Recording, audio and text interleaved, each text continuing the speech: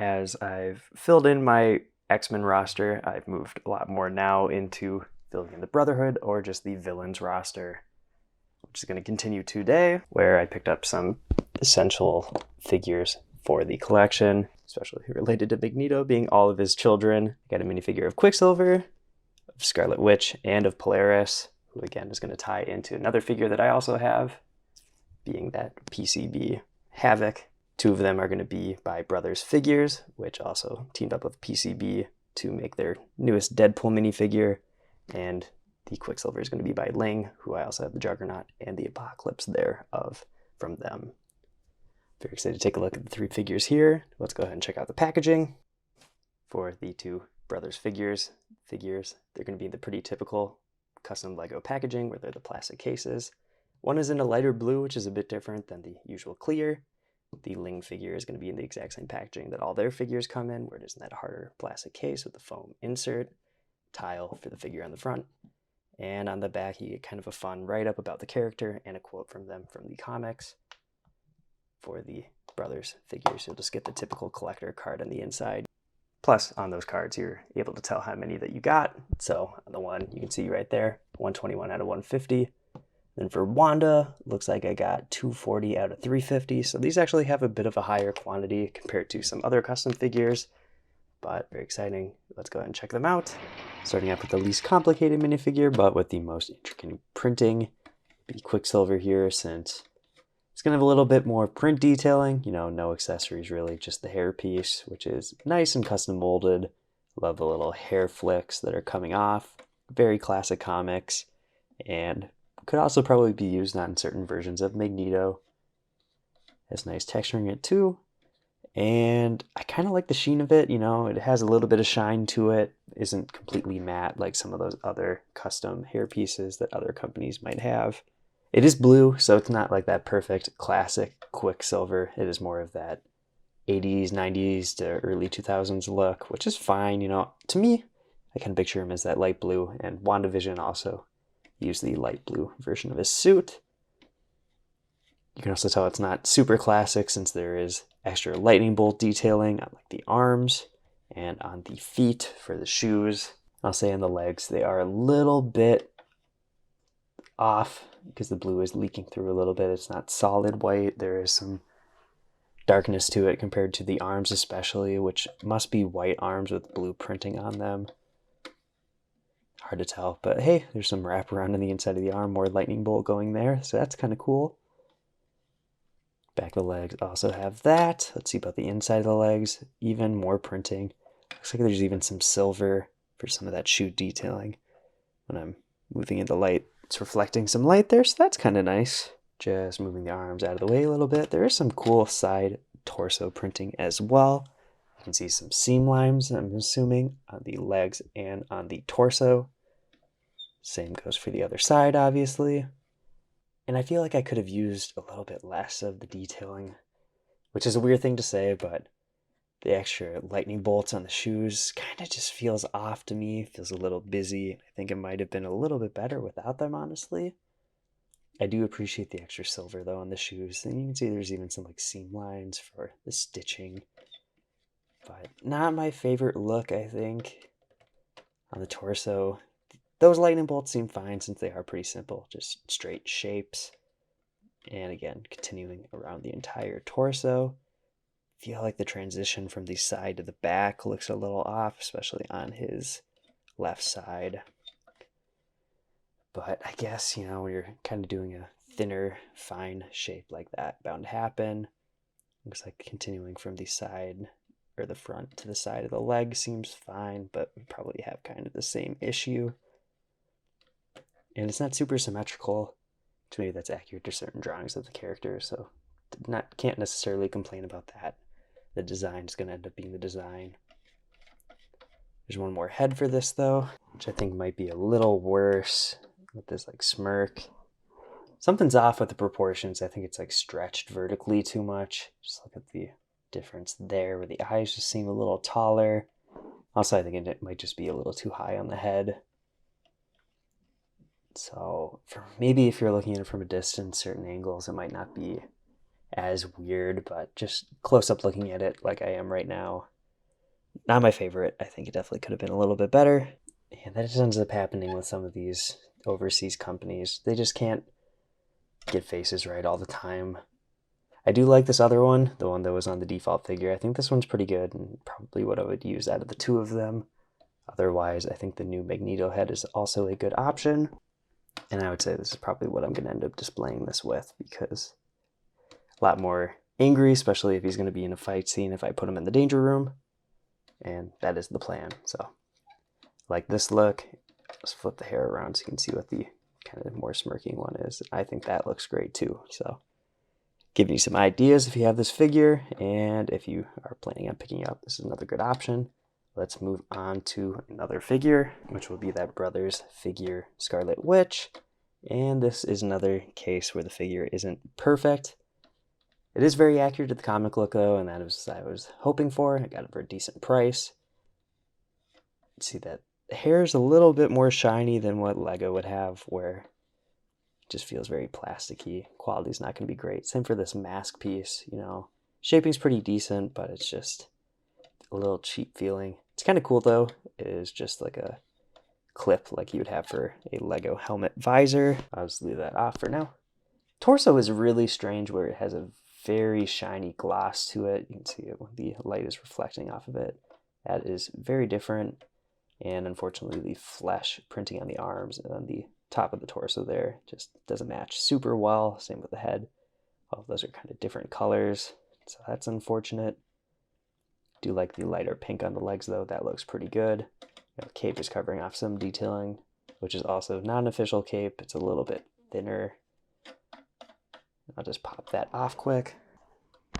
And that shininess to the torso is on the side. It's on the back as well. So I don't know why it's like that. I wonder if it has like a clear coat over it to make it extra shiny, or if it's the plastic was cleared off and made shiny and then printed on. But it's different. Haven't seen that on any of the other figures that I own before. And this head, I don't think it is an official head. It's definitely based off of the official Scarlet Witch heads that I've used in the past, because I recognize this from the Avengers Age of Ultron figures, where it was very similar, but I just think the print quality is a little worse, so I'm going to guess they just copied the design and printed it themselves, especially since the eyebrow colors, I think those are a little bit different than the ones that Lego had. See on the top of the torso though, it has a little bit of that cape continuing, so when you do have the cape on, it has like some continuity that she is wearing one. Same goes for the back. I just wish the skin colors matched a little bit better, or even just she had that pink going all over the place, because I think some of her older comic drawings had that sort of undersuit pink all over the place, and that would have been kind of an easy way to get them out of that situation where the colors aren't matching. But it looks like legs wrap around on the inside, so that's a nice detail, and the wraparound on the outside is good as well. Same for the inside of the arms actually, where I think these are just red arms, but you can kind of see that the flesh continues on the inside as well. So there's not going to be any breakup on that when you're rotating it. So, you know, it's serviceable minifigure. I got it for a very good price, and I just wanted some more Brotherhood members. So sometimes you just got to bite the bullet and get what's out there. I think, honestly, I complained about the quality of the plastic a little bit, but I think the tiara piece and the hair piece look pretty good. I'll just flip around the head so you can see the other face. And this is going to look pretty good when she's casting some spells. Obviously, I think that's how I'm going to display here, putting her in the danger room again.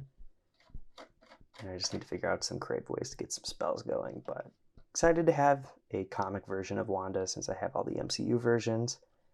And I'm going to definitely put this to use in the danger room. To the last figure, we have Polaris, who is going to be very similar to Wanda, where they have the same sort of method for the tiara pieces, where they come off, have the clips on the side of the hair, so it goes on just like a Lego visor. So I think that's really creative, and I feel like the hair pieces are kind of reused, but they're not exactly the same, where you can kind of see that it looks like some of it was clipped off on this one to make it different. Otherwise they are the exact same, which is kind of funny. But you can also see that the mask shapes are pretty different. I do like the shaping on that. Her suit's kind of interesting too, where it has all the different cutouts. Legs are also looking good, but unfortunately these ones do not have printing on the inside of the legs. So I wonder if this figure came out before Wanda or after, but it's kind of interesting to see that they're inconsistent like that. The flesh matches a lot better on the printing compared to the plastic parts, but also the arms are just going to be that light nougat color to match the head anyway. So obviously that cuts out some of the issues, and the cape is covering up a bit, so I'll take that off. And again, continuing the trend from Wanda, she does feature another face print with some of her sort of powers going, since the eyes are green now compared to black on the other side. I do prefer this face because this one is just like Quicksilver, like I mentioned, where the eyes are a little stretched and the proportions just don't look right. I don't know. I'm sure you can kind of see it when you're looking at it. It doesn't match the proportions that Lego does. Back of the torso is looking fine, you know, just some back lines, shoulder blades. I do like the leg printing though. You can see there's some subtle lines to continue the design from the front, so that's good. And just like I already kind of mentioned, the wraparound for those boots looks good. That's honestly perfect. You could probably throw these onto Green Arrow if you wanted to, or just a bunch of other characters. I'm sure you could use this for other characters in the universe as well, like Moondragon, or honestly Viper, since it's not super specific to her. But obviously, when you get the hairpiece on, then it becomes a lot more obvious who it's supposed to be. But I definitely think I am liking this figure a lot. It's going to go good with Havoc, and excited to have this in the collection.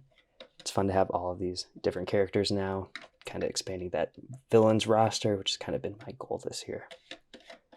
But let's go ahead and get into some comparisons and the final verdict. Like I mentioned, I'm just glad to be filling in the X-Men villains roster a little bit. You know, some of these characters kind of lean both ways, whether they're Avengers or if they are in the Brotherhood. So it's kind of nice to have some switch hitters. You know, you could have them in the villains pool, you can have them on the X-Men.